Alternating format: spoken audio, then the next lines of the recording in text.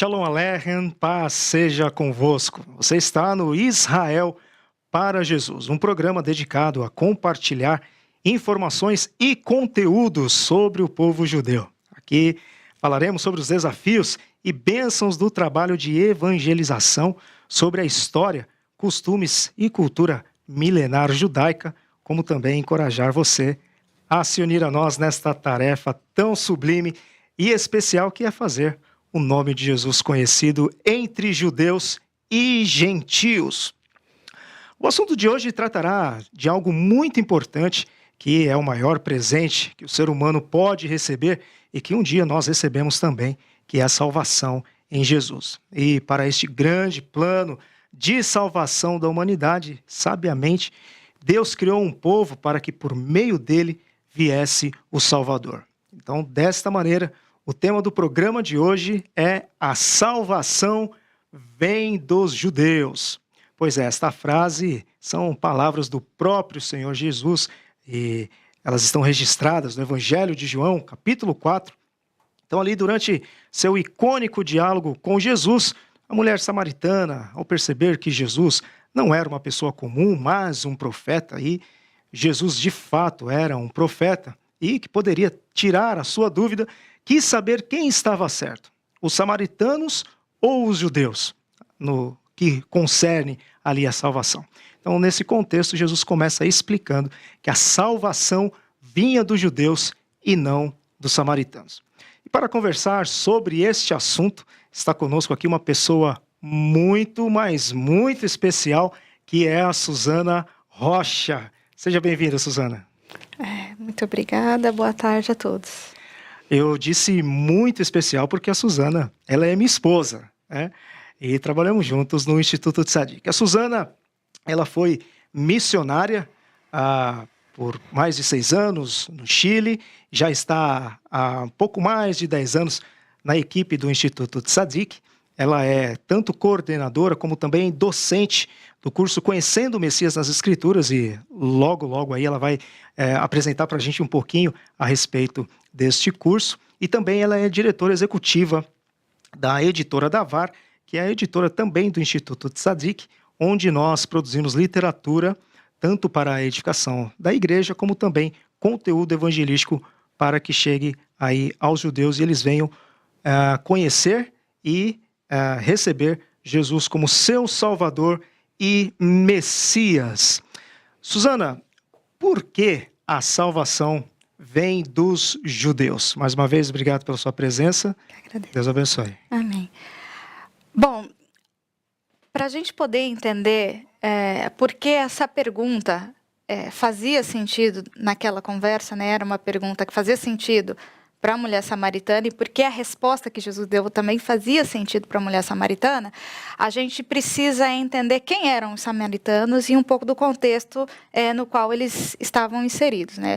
Os samaritanos, eles eram resultado da miscigenação entre a parcela das 10 tribos do norte que foram exiladas pelo Império Assírio, né? pelo reino assírio, e a leva, né, as levas de povos que o Império Assírio trouxe para repovoar a região, tanto da Babilônia como de outras regiões. Então, nós temos um resto de um povo que já era idólatra, né, que já tinha uma religião que não agradava ao Senhor, com um povo pagão trazendo sua própria religião. O livro de 2 Reis, no capítulo 17, diz que eles criaram uma religião mista. Então, ao mesmo tempo que eles criam no Deus de Israel, né, eles também criam nos seus outros deuses. Então, dessa mistura aí, o que tinha sobrado, digamos assim, da fé no Deus de Israel? O povo samaritano, eles aceitavam apenas o Pentateuco, né, apenas a Torá, os primeiros 5 livros, e dessa parte eles guardavam apenas alguns costumes. Eles guardavam o sábado, eles circuncidavam os filhos, guardavam algumas das festas, mas um detalhe importante para o que a gente vai tratar hoje é que, concernente à adoração, eles criam que tanto a entrega das leis, né, das tábuas da lei que o Senhor entregou a Moisés, como a oferta de Isaac, né, o sacrifício oferecido quase oferecido por Abraão, foi no Monte Gerizim. né? A Bíblia diz, e os judeus criam assim, que a lei foi entregue no Monte Sinai, em algum lugar do Egito que a gente não tem ideia de qual seja, e o sacrifício de Abraão foi ali na região dos montes, ali na região de Moriá, no qual fica o Monte Sião, né, sobre o qual foi construído o templo. Então, nós temos aqui 2 montes, e a mulher pergunta, olha, nós adoramos nesse monte, vocês adoram nesses montes. Qual é o monte que eu tenho que adorar? Qual é o lugar certo? Né? E Jesus fala, olha, vocês estão falando, vocês adoram o que vocês não conhecem, né? Por que ele fala isso? Porque eles tinham uma religião misturada, miscigenada, então eles tinham parte da revelação, né? E os judeus adoram o que conhecem. Por quê? Porque eles tinham a revelação completa, né? E a salvação vem dos judeus, né? Então, agora a gente vai começar a responder essa pergunta. Por que a salvação vem dos judeus? E é interessante, né, que os samaritanos é um grupo que existe até hoje, né? É um grupo pequeno. Continua lá em volta do Monte Gerizim. Isso, cabe num ginásio, né? Quase uma população de 1.000 pessoas, mais ou menos, continuam fazendo o sacrifício. Olha que interessante, né? Enquanto os judeus não fazem mais, porque os sacrifícios deveriam ser feitos no templo e não existe mais templo, mas em Páscoa, por exemplo, eles sacrificam o cordeiro lá ainda no Monte Gerizim. Né? Exatamente. Bom, então, por que o Messias, a salvação vem dos judeus? Né? Primeiro, porque ela foi prometida para a nação de Israel. A gente vê durante todo o Antigo Testamento as profecias a respeito da primeira, da segunda vinda do Messias, o Senhor sempre falando, prometendo a Abraão, a Isaac, a Jacó, depois por meio dos profetas, um descendente de Davi, e a gente vê a confirmação disso no Novo Testamento. Eu gosto muito de usar as passagens das pregações dos apóstolos no livro de Atos, porque elas resumem bem esse conceito. A gente tem Pedro pregando no templo, falando irmãos, varões israelitas, né? Paulo, no livro de Atos, né? No capítulo 13, por exemplo, lá ele está num lugar fora de Israel, numa sinagoga em Antioquia da Psídia, né? Falando com os judeus, olha, irmãos, né, varões israelitas, né, que foi prometido aos nossos pais, né, que o Senhor levantaria o descendente de Davi, e ele fala, de fato ele levantou, e ele cumpriu a promessa, né, e levantou Jesus e o ressuscitou. Então, assim, a promessa foi feita para a nação de Israel. Então, havia uma esperança messiânica exatamente, dentro do povo, né? Eles estavam esperando mesmo o Messias. Né? Então, assim, número 1, a salvação vem dos judeus, porque a promessa foi feita ao povo judeu. Número 2, né, a promessa foi feita ao povo judeu, que viria o descendente de Abraão, de Isaac, Jacó, de Davi, portanto, o Messias era judeu, né? E Jesus era judeu, a gente atesta a linhagem dele nos livros, a árvore genealógica de Jesus nos livros de Lucas, no livro de Mateus. Jesus foi reconhecido como sendo um judeu pelo seu povo, né? Viveu como um judeu, cumpriu a lei judaica, né? E ele mesmo atestou ser judeu. Uma das passagens assim, que eu mais gosto das Escrituras é que ele encerra a profecia bíblica, ele encerra, né, o livro de Apocalipse, as últimas palavras de Jesus, um livro que foi escrito para todos os cristãos de todos os tempos, né, foi escrito ali num primeiro momento para uma comunidade de crentes dentro dos limites do Império Romano, quer dizer, não foi escrito para judeus, né? Ele encerra as palavras dizendo, eu sou Jesus, lá em Apocalipse 22, 16, ele diz, eu sou Jesus, eu sou a raiz de Davi. Ele encerra a profecia bíblica, a última fala de Jesus dizendo, eu sou o Messias judeu. Né? Então, assim, nós temos, a salvação vem dos judeus, porque ela foi prometida ao povo de Israel, e porque o Messias, né, o Salvador, era judeu. Né? E isso foi registrado por judeus. A promessa foi registrada por judeus, né? E o cumprimento, posteriormente, foi registrado por judeus. A Bíblia é um livro essencialmente judaico, com exceção de Lucas, né? Todos os autores eram judeus. Os únicos livros que não foram escritos por judeus foi o Evangelho de Lucas e o livro de Atos. Né? Recapitulando, eu tenho o Messias judeu, eu tenho prometido ao povo judeu, né? E relatado, né? Esta revelação de Deus da salvação. Isso por judeus, né? Por judeus. Não só e isso ficou claro para a mulher samaritana naquele momento, tanto que depois ela fala, eu sei que depois virá o Messias e tal. Ele fala, não, sou eu que estou falando com você. Ela entendeu naquele momento. E os crentes do primeiro século também entendiam assim. E se a gente for olhar, né, a partir daí a gente vê que os primeiros mensageiros do cumprimento, né, da vinda do Messias, né, eram judeus. O próprio Jesus exerceu seu ministério ali dentro dos perímetros de Israel, né, e ele comissionou para que pregassem essa notícia também a judeus, né? Os 70 que ele enviou lá de 2 em 2 eram judeus. Os 12 discípulos que ele chamou para estar com ele depois enviou, ele comissionou como apóstolos, eram judeus, né? O ir de fazer discípulo por todas as nações foi dito para judeus, né?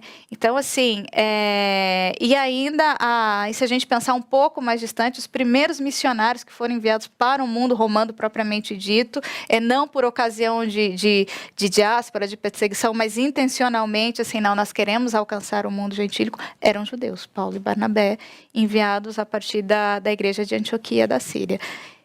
E é interessante, né, que pegando esta afirmação bíblica, essa verdade bíblica de que a salvação ela vem dos judeus, é curioso porque até um árabe, né, que tem parte, né, não todos os árabes, mas parte do povo árabe ali, que tem rixas, né, com o povo de Israel, para ser salvo eles precisam crer em um judeu. Crer no judeu, qualquer que... E tem muitos árabes, né, que são crentes no Senhor, crendo que Jesus é o Salvador e que ele é um judeu mesmo, né?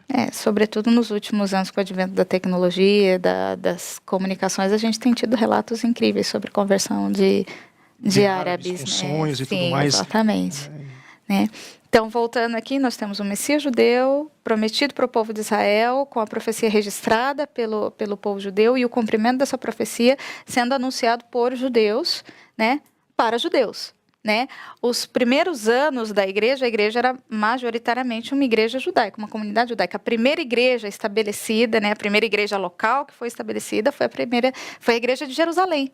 Né? O Senhor prometeu ali em Atos 1:8 que ele derramaria o Espírito Santo para que eles tivessem poder para testemunhar, para testificar em Jerusalém, em Samaria e até os confins da terra. E de fato começa ali em Jerusalém, o Senhor começa a acrescentar primeiro 3.000, depois 5.000, uma comunidade enorme de judeus que estavam ali dividindo tudo em comum, Pedro pregando todos os dias no templo, e dali o evangelho começa a se expandir.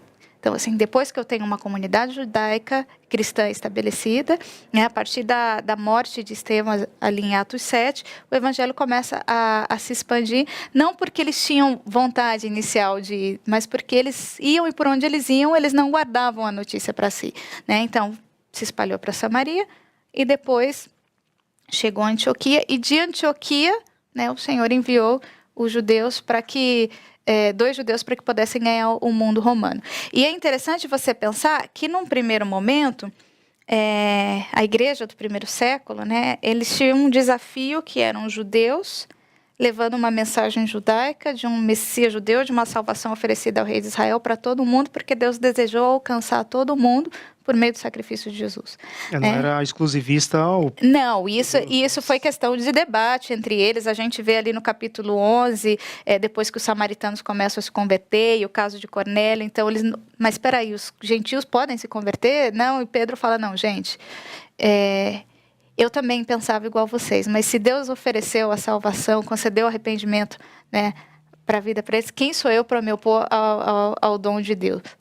E depois, posteriormente, a gente entende que nesse primeiro momento, essas pessoas que já eram, de alguma forma, já conheciam a fé judaica, a fé no Deus de Israel, passaram a viver como judeus, porque depois, lá no capítulo 15, o pessoal de Antioquia creu em Jesus, se converteu, mas continuou vivendo como gentil, e eles falaram, não, opa, peraí, agora já é demais, né? Aí não vão, né? Aí foram judaizantes lá e tal. E aí acontece o primeiro concílio da igreja. Eles estavam tentando impor uma agenda judaica para os gentios que estavam se convertendo. Não, vocês têm que ser, cumprir a lei, exatamente. As judaicas. E então, que o concílio, a igreja de Jerusalém, decidiu que não, eles não iam impor esse peso àquele que cresce. Então, a conclusão que eles chegaram, um gentil, ele pode crer em Jesus, ele pode ser salvo, ele pode receber arrependimento para a vida, para a salvação? Sim, ele pode. Deus deseja salvar a humanidade, né? Toda, não só o judeu. Mas ele precisa cumprir a lei, o gentil que se salva, ele precisa viver como um judeu? Não. Ele não precisa viver como um judeu. Né? Então, a partir daí, resolvido esse problema aí do caminho, o evangelho começou a se espalhar para o mundo gentil. Então, nós temos judeus comunicando uma verdade que transcende o judaísmo, né, com o desafio de encontrar uma linguagem para comunicar uma linguagem, os meios para comunicar essa mensagem de salvação. Hoje, quase 2000 anos depois, praticamente 2000 anos depois, nós temos o desafio de fazer o caminho inverso. Né? Como a partir ali de Atos 15, pregar a cultura judaica ou viver o judaísmo já não era uma preocupação da igreja, então a gente vai ficando, cada vez são 1000 anos, 2000 anos, se distanciando dessa cultura, dessa cosmovisão judaica. Então o nosso desafio é fazer o caminho inverso e de alcançar o povo judeu. E é interessante porque hoje, muitas vezes, a gente conversando com um judeu, ele até sabe que Jesus foi um judeu. Né? Mas quando ele se depara com a realidade do Novo Testamento de um Jesus judeu, nascido judeu, vivendo como judeu, cumprindo a lei, ele fala, nossa, ele era judeu. É como se caísse assim, uma venda dos olhos, ele se identifica com aquela promessa que foi feita. Então esse é o nosso desafio, né, de retribuir, devolver a mão. Né? Eles trouxeram o evangelho a nós e agora nós temos a responsabilidade e o desafio de levar o evangelho até esse povo.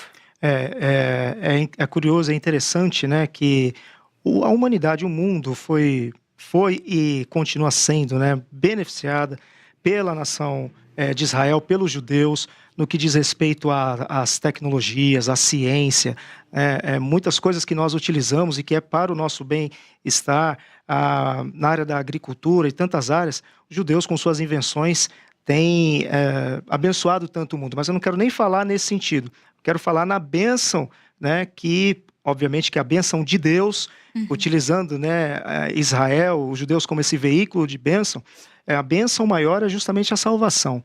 E essa salvação, como é o tema de hoje, né, vindo dos judeus, Deus cria essa nação para que, por meio dessa nação, viesse o Messias. Uhum. Então, assim, a humanidade foi tão abençoada, né, por intermédio do povo de Israel, que a maneira de nós hoje, igreja, retribuir essa bênção, eu não vejo uma forma melhor do que nós falarmos de Jesus, o Messias, né, que foi prometido para eles. Exatamente. E dentro disso, Suzana, como que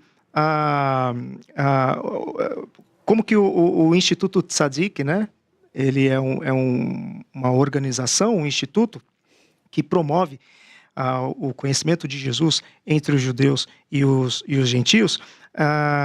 Como que o Instituto Tzadik estabelece isso, faz isso? Ou de que maneira que nós também, a igreja, né, no sentido geral, podemos levar esta mensagem de salvação aos judeus? Bom, o primeiro passo é conhecendo o Messias judeu. E eu quero fazer uma observação aqui, antes de falar um pouco do Instituto, que hoje o Messias judeu parece uma coisa muito distante. O Messias judeu, Jesus, né? É um conceito muito distante para o judeu, né? Mas se você olhar 2000 anos atrás, era o caminho natural mais rápido, né? O evangelho começou entre pessoas que conheciam a fé de Israel, depois pessoas que eram de Israel, da comunidade judaica, depois ele foi para Samaria, né? Pessoas que tinham alguma relação com a fé judaica, que conheciam a fé, que sabiam das promessas, né? E depois, sim, para as pessoas que não tinham identificação com o povo judeu já de Antioquia para frente, né? Paulo fazia a mesma coisa também. Quando ele chegava nas cidades, ele ia primeiro nas sinagogas, depois nas cidades. Existe um motivo muito lógico para ele fazer isso. Por quê? Porque ele ia dar a notícia para o mais interessado. A promessa foi feita para Israel, né? Então, nada mais justo do que ele falar, olha, tá vendo a promessa que você está esperando? Porque você imagina a cena, ele encontra um grego e fala, olha, o Deus criador de todo o universo, né? Você está apartado dele, está destituído da glória dele, mas ele tem um plano para a sua vida, né? E ele enviou Jesus para que você pudesse ser salvo por meio da nação de Israel. Aí você fala, nossa, que interessante, né? Ele mandou o Messias judeu para o povo judeu. O que os judeus estão achando disso? Bom, não sei, ainda não contei para eles. Né? Então, assim, não faz sentido. Né? Então, assim, existe um caminho lógico aí, né? Por isso que ele diz lá em Romanos, né, porque não me envergonho do poder de Deus, porque do evangelho, porque é poder de Deus para a salvação do judeu e também do grego, né? Mas não somente isso, quando ele ia na sinagoga, ele também encontrava quem? Os prosélitos, que eram os gentios que haviam abraçado a fé judaica. Então, eram pessoas que não eram judias, mas elas já tinham algum conhecimento, elas já tinham algum temor de Deus. E depois ele ia para as pessoas que não tinham identificação nenhuma com a fé judaica. Hoje, nós temos mais identificação com essa fé do que muitos dos judeus. Então, o nosso desafio é transpor isso aí. Mas para poder alcançar esse judeu, eu preciso conhecer o Messias judeu. Então, falando do curso, né, a gente tenta promover, da missão, a gente tem um curso elaborado há mais de 40 anos, né, pensado nisso. O nome do curso é Conhecendo o Messias nas Escrituras. Né? Exatamente por isso. A ideia é que apresentar Jesus, o Jesus bíblico, encontrar Jesus no Antigo Testamento, para que você, tendo um conhecimento da pessoa de Jesus, você possa comunicar a revelação da pessoa de Jesus. Né? A ideia do curso, inicialmente, 40 anos atrás, quando ele foi criado, era evangelização, era treinar pessoas para que elas pudessem evangelizar os judeus. A gente tem observado ao longo dos anos que a maioria das pessoas não vem por esse motivo. Elas vêm porque elas querem ter um maior conhecimento bíblico, elas querem conhecer melhor o Antigo Testamento, querem aprender, querem conhecer as profecias e tal. Mas o que acontece depois, o resultado é o mesmo que aconteceu com a mulher samaritana. Né? Ela tinha uma pergunta a respeito da salvação, né? E depois do encontro com o Messias, ela saiu uma evangelista. Né? Ela saiu por toda a cidade contando, olha, eu encontrei um homem assim, assim, assim, será que ele é o Messias? E aí as pessoas se interessaram e puderam encontrar e ter um conhecimento de Jesus, e depois puderam dizer para ela, olha, nós cremos primeiro pelo seu testemunho, mas agora nós mesmos ouvimos as suas palavras e nós o conhecemos. Então, eu, por exemplo, sou um exemplo desses alunos. Né? Quando eu conheci o Instituto Tzadik e o curso Conhecendo o Messias nas Escrituras, já tinha uma vocação, um desejo de servir em missões, em evangelismo e missões, mas eu fui para o curso para ter um conhecimento bíblico maior, mais aprofundado, não tinha o interesse em evangelizar os judeus, né? E ali com todo o conhecimento, né, e aprendendo ali das Escrituras, eu fui despertado para isso, e depois, terminado o curso, fui para um outro instituto também preparar, voltei, e falei, poxa, Senhor, eu tenho tanta informação, conteúdo bíblico e ferramentas para comunicar o teu evangelho aos judeus, e tem tão poucas pessoas fazendo isso, né, e quero me colocar à disposição e estou aqui até hoje, né? E justamente isso, muitas pessoas vêm para ter um conhecimento bíblico, né, mais aprofundado, acabam sendo encorajados, né, a testemunhar de Jesus também entre os judeus. Suzana, e esse curso, ele é destinado para um grupo específico de irmãos? Quem que pode fazer? Ele é aberto a todos? Como é que é? Qualquer pessoa. Existe algum requisito? Ele é destinado a qualquer pessoa que queira ter um conhecimento maior da pessoa de Jesus Cristo, né? Queira conhecer mais o Senhor Jesus Cristo por meio das Escrituras. Como é o curso, né? Como ele está desenhado? O curso, ele é um curso anual, funciona de março a dezembro, todos os anos. Esse ano ele vai começar dia 3 de março, logo depois do Carnaval. São 2 aulas semanais, terças e quinta, com duração das 7h30 até as 10 da noite. São 4 disciplinas, uma hora por semana cada disciplina. Né? Inicialmente o curso, durante a maioria desses 40 anos, o curso tem sido um curso presencial, em função do momento que nós estamos vivendo, né? Nos últimos 3 anos, esse será o 3º ano que o curso vai ser totalmente online. Okay. Apesar de ser um curso online, as aulas são ao vivo, as aulas são ao vivo e a gente tenta manter o mais próximo possível do que seria um ambiente presencial. Então, assim, existe a interação aluno-professor, se você tem uma dúvida, quer fazer se você quer falar alguma coisa, algum comentário, alguma interação com o professor, é possível ali. E não são só desvantagens, né? Existe a vantagem também de que as aulas ficam gravadas, então se você perdeu determinada aula, se você chegou atrasado, ou se você quiser revisitar o conteúdo, ele está lá gravado, né? Se você está vendo a aula pela segunda vez e teve uma dúvida que não surgiu na aula, você pode escrever para o professor. Então, assim, a gente tenta preservar a proximidade, o contato, a interação professor-aluno o máximo possível, né? E aquele que fizer a inscrição e se matricular no curso, qual é o conteúdo que ele vai estudar? O que o curso oferece O curso conteúdo? ele está desenhado, né, a partir de 4 disciplinas. A primeira disciplina, que a gente chama História e Costumes de Israel, ela tem uma parte que é de costumes, de cultura, para você entender como é o judeu, como pensa o judeu, como era o judeu no tempo bíblico, como é o judeu hoje, a tradição judaica, o que é tradição, o que está na Bíblia, o que é só cultural, o que é tradição, o que é aquela coisa que ele está mais do que a lei que Jesus, né, condenou os fariseus quando eles disseram, a lei está aqui, vocês vão aqui, obriga o povo a fazer mais. Então, fazer essa separação, né, tem uma parte histórico-bíblica, onde a gente vai ver a história de Israel na Bíblia, geografia bíblica, e uma terceira parte no segundo semestre, que é de evangelismo, né, como uma organização missionária. Então, assim, nós, né, temos o compromisso de ensinar, de munir você de ferramentas para que você possa evangelizar não só o judeu, mas qualquer pessoa. A gente sempre diz que quem evangeliza judeu evangeliza qualquer um, né? Isso tudo dentro de uma única matéria, né? Nós temos uma segunda matéria chamada Profecias Messiânicas, onde nós separamos algumas das principais profecias bíblicas, cerca de 43, 44, né? E vamos passeando por elas, vendo o desdobramento dessas profecias, ensinando você a identificar outras profecias bíblicas, mostrando o cumprimento dessas profecias. Especificamente a respeito do Messias. Do Messias, primeira e segunda vinda, né?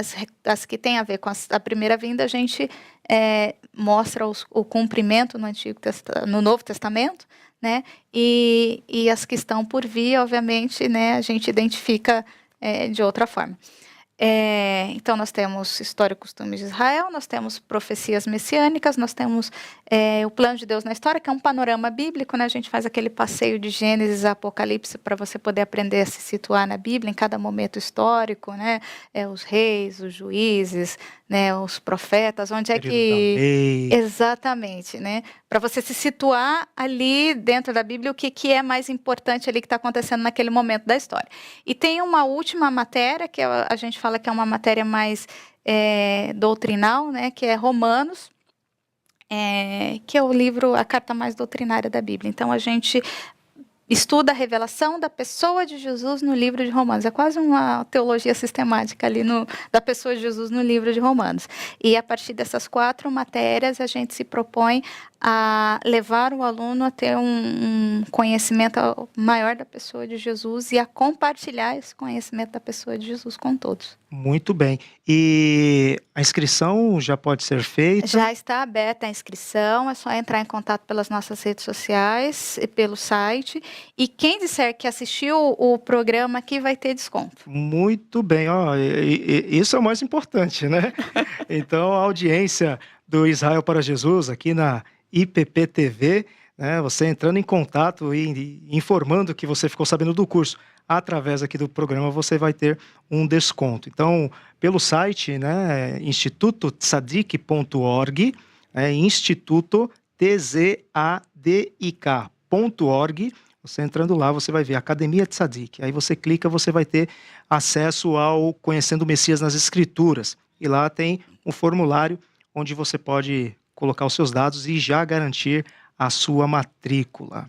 Suzana, nosso tempo está acabando. Eu quero agradecer por aceitar prontamente a vir aqui ao programa Israel para Jesus e nos trazer estas informações, né, um extrato de um assunto tão amplo, né, e que a gente pode estudar com muito mais profundidade lá no curso. Mas a gente quer agradecer por aceitar o nosso convite e queremos também agradecer a você que esteve conosco durante todo o programa e chegou até o final aqui conosco. Sempre encorajando você a ser um intercessor pelos judeus, para que o evangelho chegue até o conhecimento do povo judeu, seja lá em Israel, seja aqui no Brasil, em qualquer parte do mundo. Então, e fica também o encorajamento e o convite para você unir-se a nós nessa tarefa tão importante de pregar o evangelho, sermos testemunhas de Jesus onde quer que nós estejamos, né? Tanto para judeu como também para gente. Eu quero me despedir então, dizendo para vocês, Shalom Aleichem, paz seja convosco e até o nosso próximo programa. Tchau, tchau.